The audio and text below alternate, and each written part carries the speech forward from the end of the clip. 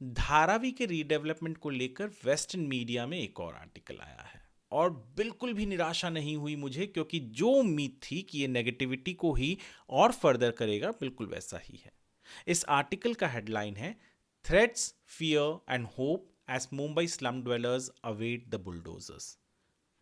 3 adjectives हैं इसमें, threats, fear और होप। और जो 3 में से 2 एडजेक्टिव हैं वो नेगेटिविटी के ही हैं। इस आर्टिकल ने बिल्कुल भी निराश नहीं किया, क्योंकि वेस्टर्न मीडिया एक पिक्चर पेंट कर रही है, चाहे वो किसी भी रीडेवलपमेंट प्रोजेक्ट को लेकर हो या किसी भी डेवलपमेंट प्रोजेक्ट को हो जो भारत में होता है, उसको हमेशा वो नेगेटिव लाइट में ही दिखाता है। तो इसको क्यों छोड़ दें? पर हम क्यों चुप बैठे?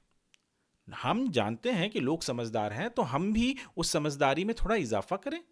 क्यों नहीं हम भी हकीकत को बयां करें? और मुझे लगता है कि इस आर्टिकल में बहुत सारी ऐसी चीज़ें हैं जो हकीकत से परे हैं, दूर हैं। ये आर्टिकल, जैसे मैंने कहा कि नेगेटिविटी से शुरू होती है, तो यहाँ पर आर्टिकल में नेगेटिविटी को फर्दर किया गया है। यहाँ पर आप देखेंगे तो 3 लोगों को कोट किया गया है और 2 लोग ऐसे हैं जो आर्टिकल में ये कहते हैं कि उन्हें डर है कि उन्हें बेघर कर दिया जाएगा या उनके रोजी रोटी को तोड़ दिया जाएगा या उससे छीन लिया जाएगा।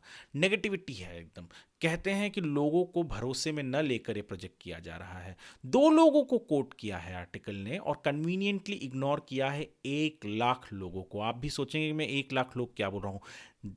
धारावी में सर्वे हुआ और एलिजिबिलिटी सर्वे में 1 लाख से ज़्यादा लोगों ने पार्टिसिपेट किया, यानी वो 1 लाख लोगों ने रजामंदी दी कि हाँ, धारावी का रीडेवलपमेंट होना चाहिए। पर इस आर्टिकल ने कन्वीनियंटली 2 लोगों को कोट किया नेगेटिव कहते हुए और 1 लाख लोगों को दरकिनार कर दिया। उनकी रजामंदी को, उनका जो हौसला है कि हाँ धारावी रीडेवलप हो, उसको हटा दिया गया। आर्टिकल कहीं ना कहीं ये कहता है कि इकोनॉमी तोड़नी चाहती है, कम्युनिटी तोड़नी चाहती है, तो इकोनॉमी की बात करते हैं। दरअसल जो धारावी रीडेवलपमेंट हो रहा है, वहाँ पे जितने एलिजिबल स्लम ड्वेलर्स हैं, जिनके बिजनेसेस हैं, उनको वहीं पर रिहैबिलिटेट किया जाएगा।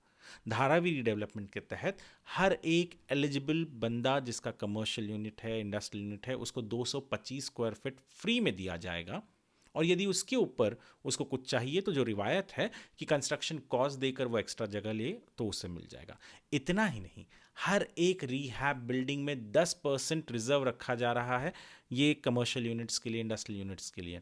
और यहाँ पर जो इन एलिजिबल हैं या जो लोगों ने लीज पर वहाँ पर काम कर रहे हैं, ऐसे लोगों को वो इंडस्ट्रियल यूनिट किराए पर दिया जाएगा। और इसका किराया कौन लेगा? अडानी नहीं लेगा। हाँ, अडानी रीडेवलप कर रहा है, पर ये किराया लेगा वहाँ के जो मेंबर्स हैं उस इमारत में रह रहे हैं, यानी ये स्लम ड्वेलर्स जिन्हें घर दिए गए हैं, वहाँ पे जब उनकी जो सोसाइटी होगी ये किराया वो लेगी। तो ये भी एक जो बात कही जाती है कि सोसाइटी बन जाएगी, बिल्डिंग बन जाएगी, तो उसका रख रखाव कैसे होगा? तो ये किराया जो मिलेगा वो मेंटेनेंस के काम आएगा।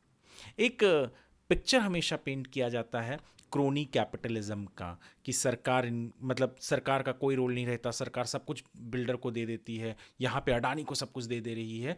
तो एक चीज़ मैं स्पेसिफाई करना चाहूँगा कि धारावी रीडेवलपमेंट जो ये प्रोजेक्ट है, ये एक स्पेशल पर्पस व्हीकल के तहत हो रही है। और इस स्पेशल पर्पस व्हीकल में 80% अडानी है, तो 20% गवर्नमेंट ऑफ महाराष्ट्र है। ये पहला स्लम रिहैबिलिटेशन प्रोजेक्ट है जहां पर government of Maharashtra active role play कर रहा है, यानी खुद स्टेक होल्डर है। और इतना ही नहीं, जो डीआरपी है, धारावी रीडेवलपमेंट प्रोजेक्ट, इसका जो हेड है वो भी एक सरकारी अधिकारी होता है, जो सीईओ होता है। और तो और जो भी डिसीजन ये एसपीवी लेती है उसका final authority government of Maharashtra है। तो क्रोनी कैपिटलिज्म वाला जो ये बात है कि सरकार ने सब कुछ बेच दिया है बिल्डर को, ये गलत है, क्योंकि यहाँ सरकार इंपॉर्टेंट रोल प्ले कर रही है। किसी और स्लम रिहैबिलिटेशन प्रोजेक्ट में ऐसा नहीं होता है। वहाँ बिल्डर आता है, प्रोजेक्ट बनाता है, घर बेचता है, टेनेंट जो स्लम के ड्वेलर्स होते हैं उनको घर देता है और फिर वहाँ से निकल जाता है। पर यहाँ पर सरकार है, सरकार बिल्कुल है।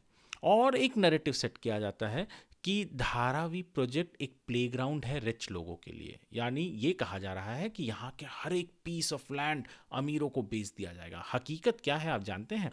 दरअसल 620 एकड़ जो ज़मीन है धारावी में, उसमें से 44% पर ही इमारतें बनेंगी, जिसमें रिहैब, इंडस्ट्रियल और रेसिडेंशियल, कमर्शियल सब होगा।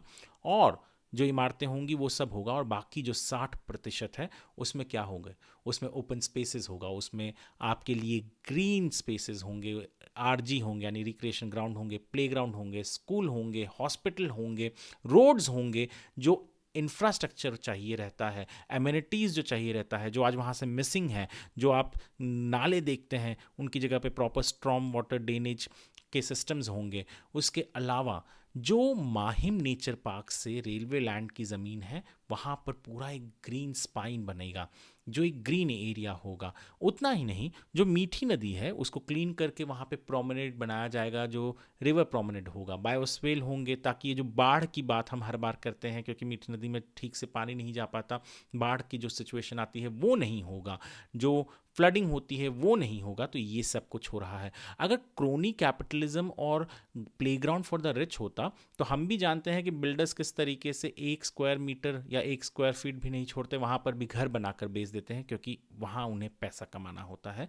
यहाँ पर सरकार और जो ये एसपीवी है ये देख रही है कि 60% जगह जो स्लम फ्री मुंबई का जो है, कि स्लम हटाकर वहाँ पर केवल एक वर्टिकल स्लम ना आ जाए पर सारी एमिनिटीज़ हो वो भी यहाँ होगी। जब मैं आर्टिकल पढ़ रहा था तो ये आर्टिकल में ऐसे लिखा है कि मानो सिर्फ इलेक्ट्रिसिटी बिल ही एक क्राइटेरिया है या डॉक्यूमेंट है जिसे सरकार मान्य कर रही है एलिजिबिलिटी के लिए। पर मुझे तो याद आता है, मैं तो 2005 से जर्नलिज्म कर रहा हूँ, मैंने हमेशा सुना था कि बीएमसी जो है, एमसीजीएम जो है, वो एक फ़ोटो प्रूफ देती है, फ़ोटो स्लिप देती है। वो फ़ोटो कार्ड का क्या हुआ? तो पढ़ा तो पता चला कि भैया सिर्फ इलेक्ट्रिसिटी बिल नहीं, सरकार उस फोटो आइडेंटिटी प्रूफ को जो बीएमसी ने इशू किया है, आपके प्रॉपर्टी बिल जो होते हैं उसको, आधार कार्ड, आपका वोटर आईडी कार्ड, उसके अलावा जो अलग अलग डॉक्यूमेंट्स होते हैं, इन सारे डॉक्यूमेंट्स को मान्य कर रही है रेजिडेंशियल के लिए। जो कमर्शियल यूनिट्स हैं, जो शॉप्स हैं, जो रेस्टोरेंट्स हैं, उनके लिए जो सरकारी लाइसेंसेस होती हैं उनको भी मान्य कर रही है एलिजिबिलिटी के लिए। तो ऐसा नहीं है कि किसी को कि सिर्फ इलेक्ट्रिसिटी बिल के ऊपर ही ये मान्य किया जा रहा है। जो आर्टिकल कहना चाहता है, पोर्ट्रे करना चाहता है कि बहुत से लोगों को निकाल दिया जाएगा क्योंकि इलेक्ट्रिसिटी बिल नहीं है, तो ऐसा नहीं है। बहुत सारे ऐसे डॉक्यूमेंट्स हैं जिनको सरकार देख रही है, वो सर्वे करते वक्त ले रही है, और डिजिटल ट्विन सिस्टम के वजह से ये सारी चीज़ों को देखकर ही एलिजिबिलिटी क्राइटेरिया दिया जा रहा है। एक और नैरेटिव सेट कर रहा है आर्टिकल, और बहुत से लोग करते हैं, कि लोगों को बेघर कर दिया जाएगा।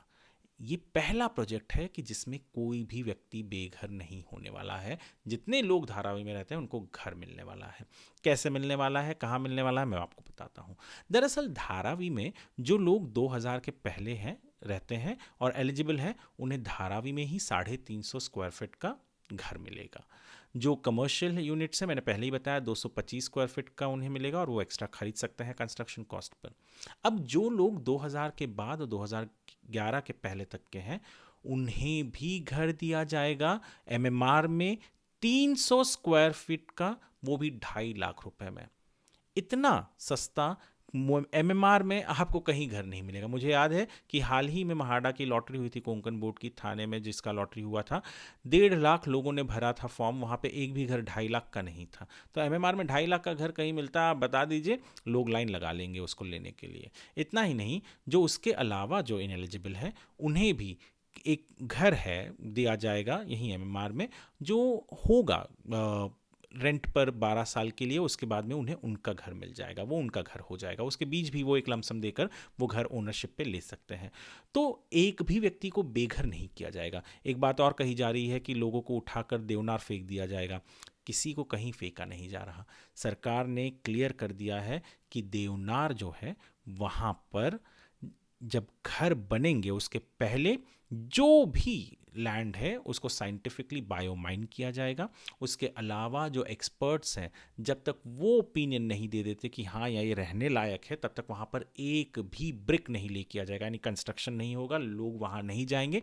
ये क्लियर है। तो देवनार वाले पॉइंट पर भी सरकार ने एकदम क्लियर किया हुआ है। जो बार बार कहते हैं कि बिजनेसेस यहाँ से हटा देंगे, तो मैंने आपको पहले ही कहा कि जो बिजनेसेस हैं वो वहीं रहेंगे। ये जो रीडेवलपमेंट हो रहा है वहाँ पर कमर्शियल और रेसिडेंशियल दोनों हो रहा है। इतना ही नहीं, जो 10% का एक्स्ट्रा स्पेस भी बन रहा है हर एक रिहैब में, जो रेंट पर दिया जा सकता है, वहाँ के ही इनएलिजिबल और लीज्ड जो कमर्शियल यूनिट्स हैं उनको। इसके अलावा सरकार 5 साल के लिए जो स्टेट की जीएसटी है उसको रीइंबर्स भी करेगी, और वहाँ पर मिशन भी चला रही है लोगों को स्किल सेट बढ़ाने के लिए, ताकि इंडस्ट्रीज आए बढ़े। कौन सी सरकार चाहेगी कि इंडस्ट्रीज हट जाए, बेरोजगारी आए? क्योंकि तीकड़ा तो उनके सर पे ही फोड़ा जाएगा ना, कि जब भी बेरोजगारी आएगी तो कोई भी, चाहे वो अपोजिशन की में पार्टी हो या जो आज सरकार रूल कर रही है, वो कोई नहीं चाहेगा कि इस तरीके से उनके साथ उनके ऊपर ये इल्ज़ाम लगे कि उन्होंने बेरोज़गारी को ये किया। तो बेरोज़गारी तो नहीं, उल्टा बढ़ावा ज़रूर मिलेगा, डिग्निफाइड लिविंग होगी, जिसको लेकर यहाँ पर लोगों को प्रॉब्लम होगा। ये आर्टिकल पढ़ रहा था तो उसमें कुछ तो लिखा गया है क्रोसांट के बारे में, और बताया गया है कि मुंबई में लोग क्रोसांट खाते हैं, और धारावी में इडली सांभर 18 रुपये का और चाय 5 रुपये का। भैया मुंबई आइए, देखिए, हम भी लोकल की ट्रैवल करते हैं, जब हम सड़कों पर चलते हैं तो वही टपरी में चाय पीते हैं। मुंबई के लोग आज भी वड़ा पाव ही खाते हैं ज़्यादातर, और उसी तरीके से जीते हैं। पर ये वो नैरेटिव क्यों सेट करते हैं? ताकि वो गरीबी वाली जो एक पिक्चर है ना, वो पॉवर्टी टूरिज्म, वो उसको बेच सके। यहाँ पर जब रीडेवलपमेंट होगा, 350 स्क्वायर फीट का घर मिलेगा, तो हर एक घर में 2 टॉयलेट होंगे। आप जानते हैं धारावी में केवल 4000 पब्लिक टॉयलेट सीट्स हैं, यानी एक टॉयलेट सीट पर 100 से 125 लोग यूज़ कर रहे हैं, जो नेशनल एवरेज से 10 गुना है। और जब घर बन जाएंगे तो ये हर एक घर में 2-2 टॉयलेट होगा। ये अपोज इसलिए करते हैं क्योंकि फिर ये जो नैरेटिव होता है, जो उनका पिक्चर परफेक्ट होता है पॉवर्टी का, पॉवर्टी टूरिज्म का, उसके विरुद्ध जाता है, उसके अपोज जाता है। इसके लिए अपोजिशन होता है। बहुत इंपॉर्टेंट चीज़ है ये जानना कि लोगों को घर मिल रहे हैं, वहीं पर 1,25,000 टेनमेंट्स वहीं बन रहे हैं, वहीं पे लोगों को घर मिल रहा है। जिसका एक घर है, एलिजिबल है, उसको घर वहीं मिल रहा है, पर अपोजिशन हो रहा है। अगली बात जो मैं करने वाला हूँ वो मैं मुंबई में जो लोग रहते हैं, जो धारावी के बाहर रहते हैं, उनसे करने वाला हूँ। आपने धारावी मैप पे अगर देखा होगा तो आपको समझ में आएगा कि धारावी, इसके इस तरफ सायन है और दूसरी तरफ माहिम, बांद्रा, यहाँ कुर्ला है। ये बिल्कुल सेंट्रल और वेस्टर्न को कनेक्ट करता है। इमेजिन कीजिए जब अच्छे सड़क बन जाएंगे तो सेंट्रल और वेस्टर्न की सफ़र कितना आसान हो जाएगा। जो ट्रैफिक कंजेशन होती है वो नहीं होगा। मेट्रो बनाने की बात करी है सरकार ने, तो मेट्रो भी जाएगा वहाँ से। ये सारी बहुत इंपॉर्टेंट चीज़ें हैं। ये आर्टिकल ने एक तरीके का पिक्चर पेंट किया है क्रोनी कैपिटलिज्म का। अगर क्रोनी कैपिटलिज्म करना होता तो सरकार अपने हाथ में कोई काबू नहीं रखती, सारे डिसीजन अडानी को करने देती। उसे क्रोनी कैपिटलिज्म कहते हैं। पर सरकार, जो इलेक्टेड गवर्नमेंट है, वो डिसाइड कर रही है कि यहाँ पे क्या होना है, क्या नहीं होना है। लोगों को उठा के देवनार नहीं फेंक रही है, कह रही है कि हम यहाँ वहाँ पर पहले बायोमाइन करेंगे। लोगों को वहाँ से निकाल कर वापस से झुग्गी झोपड़ी में जाने के लिए कहीं और नहीं भेज रही है, उनके लिए घर दे रही है। 2.5 लाख रुपए में दे रही है, जो 2000 से 2011 के बीच में है, और बाकी लोगों को किराए का घर जो उनके खुद के हो जाएंगे 12 साल में, ऐसे घर दे रही है। टॉयलेट्स दे रही है।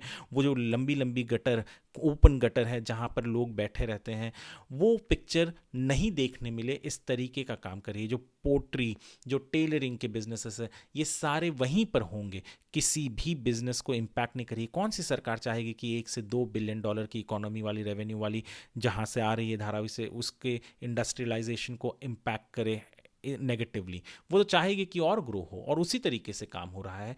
क्योंकि मैंने पहले भी कहा कि कुछ भी गलत होगा तो सरकार के ऊपर ब्लेम डाला जाएगा। ये बार बार कहना कि अडानी है, पर सरकार भी है। अडानी काम कर रही है, अडानी 80% स्टेक होल्डर है, पैसे वो लगा रही है, तो इसके लिए उसका नाम आगे आ रहा है। और ये जो चीज़ है, डेवलपमेंट बहुत ज़रूरी है। मुंबई को स्लम फ्री बनाना है। एयरपोर्ट से जब उतरते हैं और जब देखते हैं कि वो झोपड़ियाँ, झुग्गी झोपड़ियाँ दिखती हैं, बहुत बुरा लगता है कि लोगों को आज भी उन बहुत ही इनडिग्निफाइड हालातों में रहना पड़ता है। टॉयलेट्स नहीं होती है। सोचिए ज़रा, औरतों के लिए मुंबई जैसे शहर में, धारावी में, एक टॉयलेट सीट 100-125 लोग इस्तेमाल कर रहे हैं। क्या हालत होगी? घर बन जाएंगे, अच्छे घर बनेंगे, पानी आएगा, लोग वहीं पर अपने बिजनेस करेंगे। लोग जो वहाँ रहते थे उनको वहीं घर मिलने वाला है, जो एलिजिबल है उनको वहीं घर मिलने वाला है। और फिर भी अपोजिशन एक प्रोजेक्ट को लेकर नहीं है। हमने हमेशा देखा है कि वेस्टर्न मीडिया ये काम हमेशा करते आई है, क्योंकि उन्हें भारत का डेवलपमेंट कभी रास नहीं आता। वेस्टर्न मीडिया चाहे कोई भी डेवलपमेंट प्रोजेक्ट हो, चाहे साउथ में हो, नॉर्थ में हो, ईस्ट में हो, वेस्ट में हो, हमेशा अपोज करती है। क्योंकि भारत डेवलप हो जाएगा तो उनका जो फोटो फ्रेम है वो गरीबी वाला, वो कहीं ना कहीं गायब हो जाएगा, और वो नहीं चाहते कि वो गायब हो। पर हमें काम करना है कि वो गायब हो, और भारत एक विकसित प्रदेश, विकसित देश और मुंबई जैसा शहर जो नाम है, जो लेवल है वो रहे, तो उसके लिए हमें डेवलपमेंट को सपोर्ट करना पड़ेगा। मैं किसी को सपोर्ट नहीं कर रहा हूँ, पर मैं चाहता था कि मैं फैक्ट्स लेकर आऊँ, और ये फैक्ट है, ये पब्लिक डोमेन में भी है, आप भी देख सकते हैं, पर लोग फिर भी नहीं जानते। मैंने पहले भी कहा कि लोगों के समझदारी में इजाफा हो, इसके लिए हमने ये वीडियो बनाया है।